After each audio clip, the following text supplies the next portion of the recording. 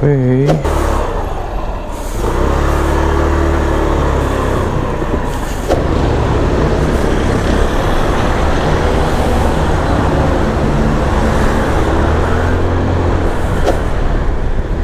Okay, so good morning everyone. It's already 9:35 in the morning. Time check. At ito ulit si Pastor Man. So it's been a while na hindi tayo nakapag-ride. Masyadong laging busy po sa simbahan, So anyway, ngayon pong umaga, as usual, ay pupunta tayo sa ating pong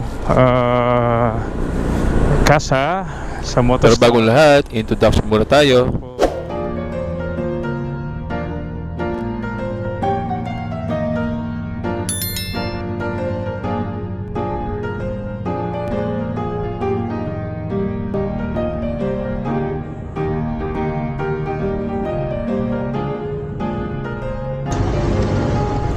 So, yun.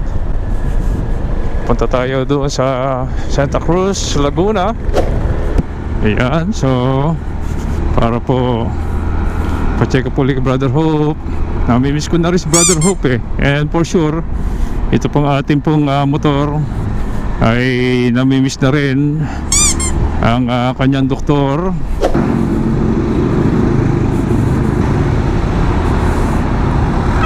In case po na hindi nyo alam, dito po ako lagi nag-review ng mga motor. At kalamitan po ay Motorstar na motorsiklo ang ating pong nire-review.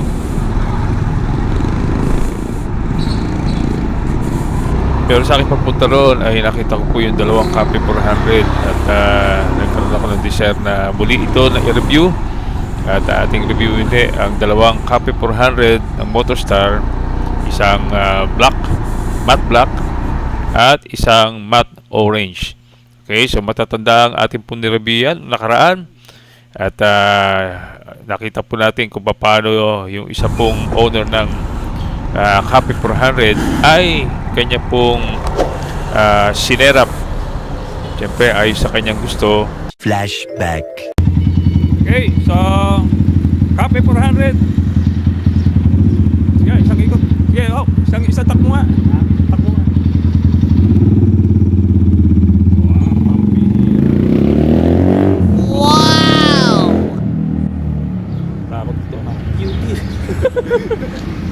Ilang taon na sa'yo yan?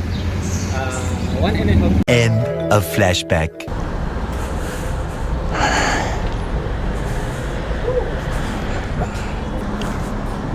Abad. Ang daming ginagawa. Hindi mo tapos yan, ano? Ano ba nangyari dyan? Overhaul? What follows is a brief construction montage.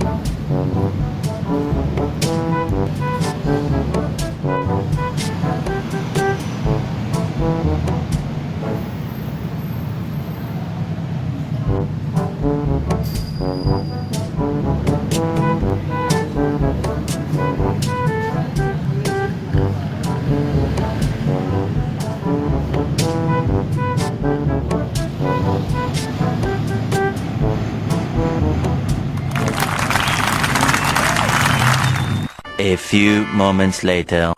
At again, sinubukan po natin na sakyan uli ang ating pong paborito at pinipray na Cafe 400 kung talagang kaya ba natin. Anda rin po ito. Ito na nga kaya ang ating ipapalit sa Easterride 150N natin kapag ating pong sinubukan na ibenta po yung ating Citroen Max. Malalaman po natin kaya natin mag-drive ng may clutch at saka may cambio. Susubukan natin uli na magsanay kung sakaling kukunin po natin itong Cafe 400 or baka naman maaaring kunin po natin muna yung Cafe 150 bago natin subukan yung mataas sa CC. 5 minutes later. Siyempre, alam ko itatanungin po yung latest price ng Copy 400.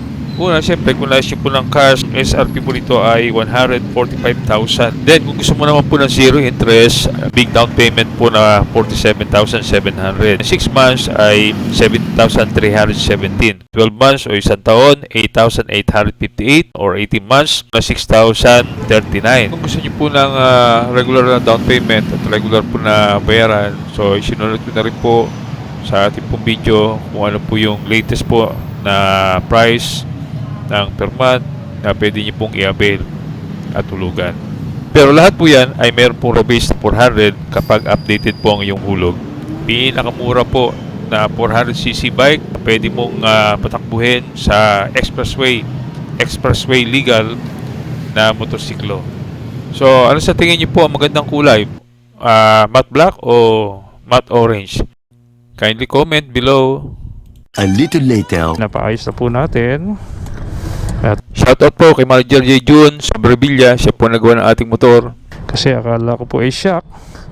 Yung pala, luwag lang po. Pinaka sentrong tornilyo. And now let's go to our Bible meditation this time. Our verse is found in John chapter 15 verse 7, which says, "If ye abide in me and my words abide in you, ye shall ask what you will and it shall be done unto you." Ang title po ng ating Bible meditation today ay Paano ba sumagot ang Diyos sa panalangin? Tunay bang sumasagot ang ating Panginoon? Una po, ang Diyos po ay sumasagot ng yes, opo, oo. Sa aklat po ng Matthew chapter 14 verse 22 hanggang verse 31 ay makikita po natin na si Pedro po ay lumakad sa tubig. Nang makita niya po ang Panginoon na lumalakad sa tubig. Pero dahil po sa lakas ng alon at sa lakas po ng unos ng bagyo sa dagat ay natakot po siya at siya po ay lumubog. At kapag dakay sinabi po niya sa Panginoon, "Panginoon, iligtas mo ko, Lord, save me." At immediately si Kristo po ay lumapit sa kanya at immediately nagkaroon ng kasagutan ang kanya pong panalangin. At pagdakay ibinalik po siya sa bangka kung saan po siya nanggaling. Kagaya po ni Pedro, marami pong answer prayer na naganap sa aking pagbablog. Una, sa pagkakaroon ko ng maayos na sasakyan, kagaya po ng Israel 150N na hanggang ngayon po ay tumatakbo ng maayos at nagagamit pang araw-araw. Pangalawa, kahit may mga pagkakataon na ako po ay natumba o nagkaroon ng aberya ang aking motor, ay nakarating naman ako sa aking pupuntahan at nakauwi din sa aking po pinanggalingan. At pangatlo, na pinakamahalaga sa pamamagitan ng pagbablog po nito ay nakapagbahagi ako ng salita ng Diyos sa libo-libong katao, kagaya po ng mga subscriber po natin ngayon. Purihin ang Diyos. Pangalawang kasagutan po ng Diyos ay no. Opo, ang Diyos po ay sumasagot din ng hindi sa maraming pagkakataon. Sa 2 Corinthians chapter 2 verse 9 hanggang 7 to 9 ay makikita po na si Pablo ay mayroon pong karamdaman na kanyang iniinda sa kanyang pong pagmimisyon. Hiniling po niya sa Panginoon ng 3 beses na ito po ibigyan ng kagalingan, ngunit hindi po siya pinagaling ng Panginoon. At sinabi po ng Bible sa talata, "My grace is sufficient for thee." Ang kanyang biyaya o ang biyaya ng Diyos ay sapat para kay Pablo upang magpatuloy na magmisyon at gawin ang kalooban ng Panginoon. Sa maraming pagkakataon na pagbiyahe ay na-experience ko rin ang kasagutang loob mula sa Panginoon, sapagkat may mga pagkakataon na gusto kong gawin pero nakita ko later on na hindi pala dapat gawin at hindi ito ang kalooban ng Panginoon.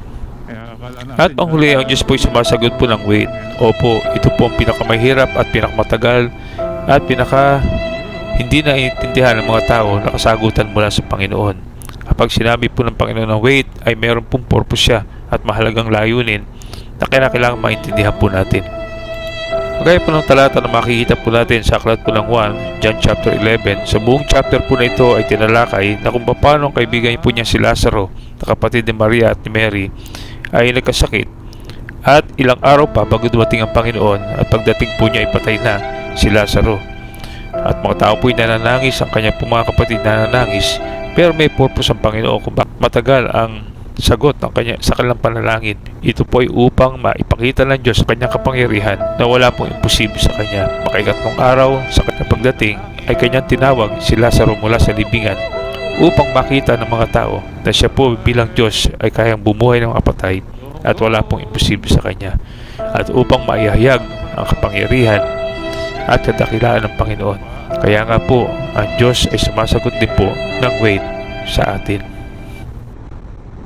It's shoutout time. Shoutout po sa ating po mga bagong subscribers. Ito po ay sila Ed De Sousa, Sang of Forge, Nak Teteng, Daisy Tordil, Rio Suarez, Mario Cortez, Christian Paulo, Ryan Little King, Short B, Gretchen Grace, Lord Brian Soriano, Rainy Alex Tenoso, Sister Rakas Takas, Ronel Azul, Haruhi Valera, Vladimir Limhoko, Sheila May Mandak, Marvin De Castro, Report Diagan, Rico Ibisate. At special shoutout po and prayer to Brother Tantan Hukotan.